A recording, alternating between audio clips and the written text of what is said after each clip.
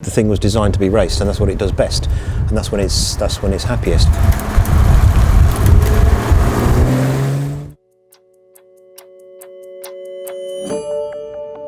I was born and brought up with cars, particularly cars of this era. Dad was maintaining these sort of cars in the very early 1960s. Yeah, my first recollection of these must have been from 2-3 years old, I suppose.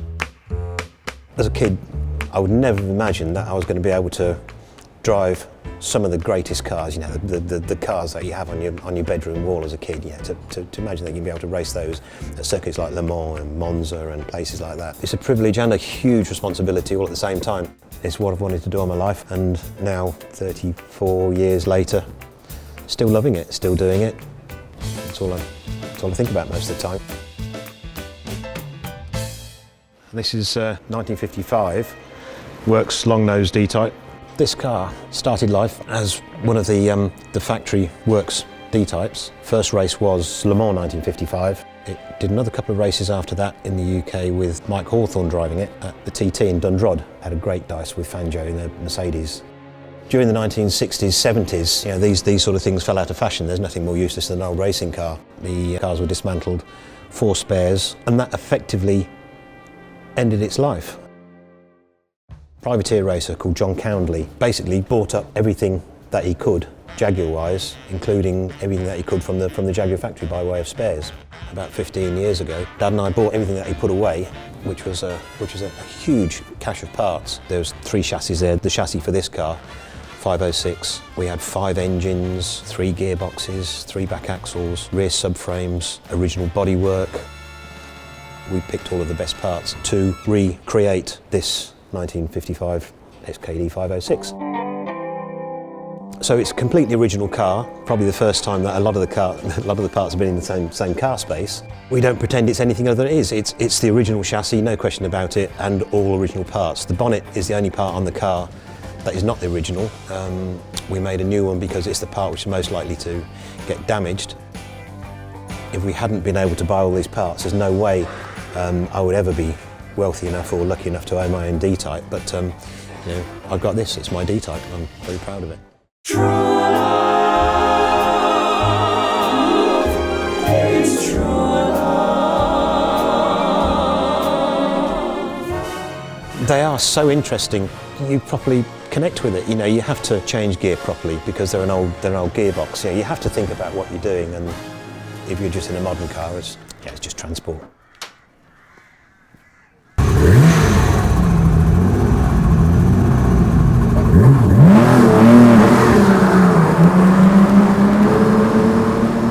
Well, to drive this on the road for a start, you've got all the experiences, but you feel the road so much because the suspension's quite firm, and you've got these, you know, these old tyres, so the car moves around and picks up the surface of the road a little bit. So you get that sensation. You get the sensation of the noise of the engine, the incredible noise of the engine. The wind, you've got aerodynamic windscreen and stuff, but you still get the wind noise and a bit of buffeting. It's all of your senses get to enjoy the car, whereas, you know, a modern car, you are cocooned. You don't get the noise, you don't get the sensation. You get the speed, but you don't get the sensation of speed that you get with something like this.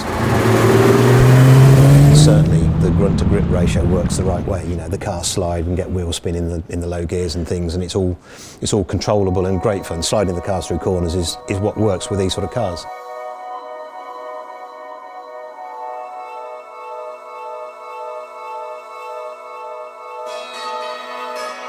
Obviously, the amount of time you spend on the track with these is quite small compared to the amount of work and time you spend with the car in between the races. They require constant maintenance. We probably only race it, I don't know, 4-5 times a year. So that's, in a year, 5 hours of racing.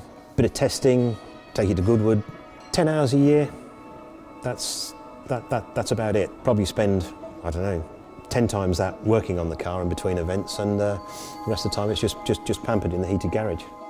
It's such a nice, interesting car to work on. I love fiddling around with the cars, particularly at the weekend when you know, the workshop's quiet, the phone doesn't ring. That's my favourite time, really. Yeah, this is where I spend most of my time here in the engine shop. I've got a couple of different engines for the D-Type. I've got a completely original Works engine, which is a bit too good for regular racing, if you like, but it's there. It's an original works 1955 engine. But then we've got a 3.4 litre with a production D-Type head, which is what's in the car at the moment. If the worst happens and the engine blows up irretrievably, you know, it's just an engine, whereas it's not a piece of history like the works 1955 engine. We're relatively specialist here, and yeah, I'm lucky to be able to build my own engines and gearboxes and race them, and it gives you a greater understanding of what you're doing when you're driving the car, and particularly in some of these longer races, if you've got a problem developing with the car, you can understand what's happening and change your driving style slightly to try and drive around the problem, you know, get to the end of the race. They're an amazing car. They were designed in the early 1950s.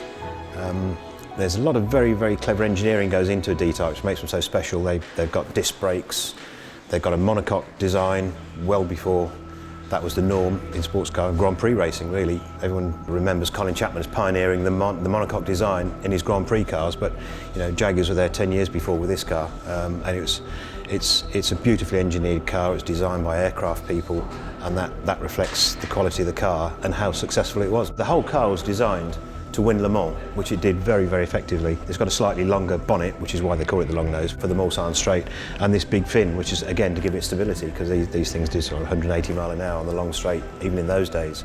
Everything about it is all aerodynamics, which comes from the aircraft design influence in them. And you can see the single seat windscreen, which is beautifully fared into the tail. So the whole car is designed to penetrate the air as well as possible, really, for the Mulsanne straight. What we have here is a 3.4 litre Jaguar engine on 3 sets of Webers. It was a development of the C-Type engine, really. The XK series, the 6-cylinder engine, has been a fantastic engine, because it was designed during the war, you know, after everything got going in the late 1940s. When Jaguar came up with the XK120, this was the basis of the engine. It's great. It sounds amazing, particularly with this, which has the exhaust out the back. The noise inside the car is just wonderful.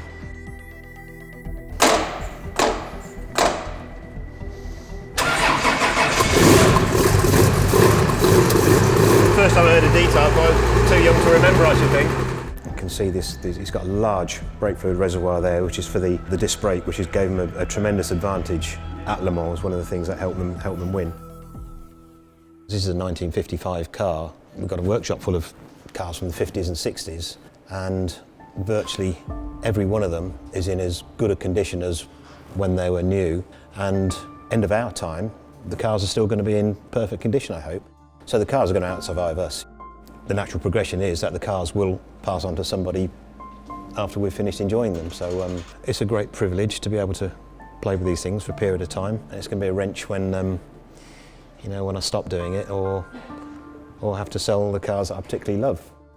You do genuinely form an attachment to a car, particularly if you've raced it and had good success in it and a lot of good memories. Yeah, it's going to be a difficult day when I get rid of this. Mobile phones are a great invention. They're useful. I preferred it when it was less of a distraction. I think my time probably should have been spent in the 50s and the 60s. This really is my world. I'm probably a bit of a nutter. I think most of us are that. Dedicate ourselves to doing this. We've got to be a little bit eccentric, and I'm quite happy with it, quite comfortable with it.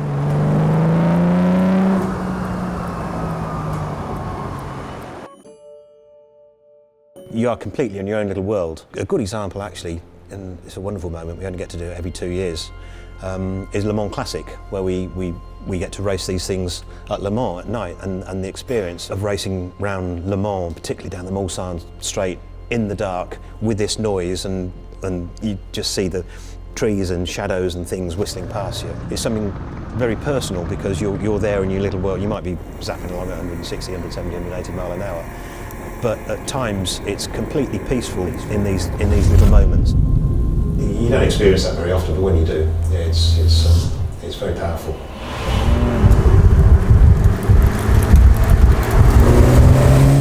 Every now and again, you get the feeling that, you know, you and the car are actually working as one. You're a team. You're drifting through a corner and you're getting the power on, and then it just the car tells you you're doing something right, and it makes you feel good. You know, you do connect with the car. You drive this properly, yeah, it rewards you. Well, ain't got no worries now, you come. It's like the universe